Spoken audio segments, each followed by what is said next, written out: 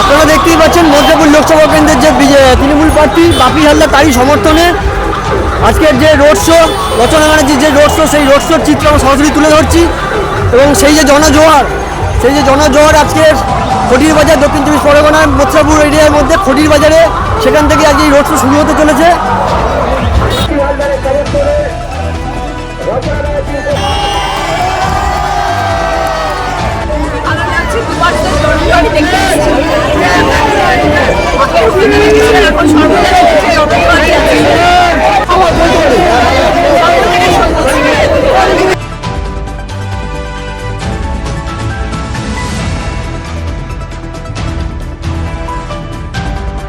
কি বলেছে আজকে যে জনজোয়ার, আজকে প্রচন্ড ভিড়, খুব সুন্দর প্রোগ্রাম হয়েছে আজকে, প্রচন্ড ভিড়।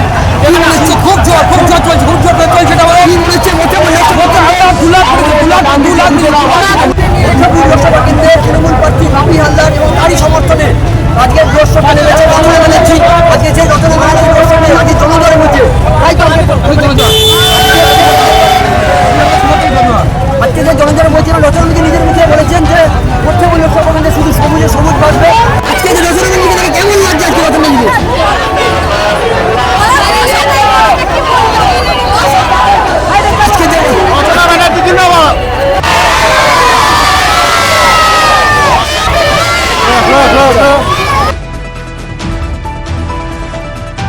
দেখছেন এখানে জনজোয়ারে চলছে, মানুষ কিভাবে তৃণমূল কংগ্রেসকে ভালোবাসে, কিভাবে তৃণমূল কংগ্রেসকে সমর্থন করে, সেটা আপনারা এখানে দেখতে পাচ্ছেন।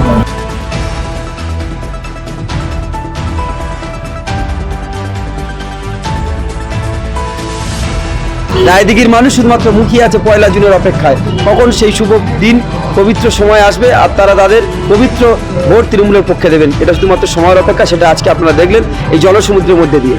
দেখুন, প্রধানমন্ত্রী নিজে হেরে বসে আছে। আজকের বাংলায় তিনি ডেলি প্যাসেঞ্জারি করছে, এদিকে উত্তরপ্রদেশ, গুজরাট, মহারাষ্ট্র সমস্ত জায়গা তারা একেবারে ব্যাগেট গুছিয়ে দিয়েছে। আমরা 1 জুন ব্যাগের চেনটাকে মেরে দিয়ে গুজরাটের বুকে তাকে রওনা হওয়ার জন্য তৈরি হতে অনুরোধ করছি। আমাদের ভিডিও ভালো লাগলে লাইক এবং শেয়ার করুন। কমেন্ট সেকশনে গিয়ে জানান আপনাদের মতামত। আরও ভিডিও পেতে আমাদের চ্যানেল সাবস্ক্রাইব করুন এবং প্রতি মুহূর্তে খবরের আপডেট পেতে প্রেস করুন বেল আইকন।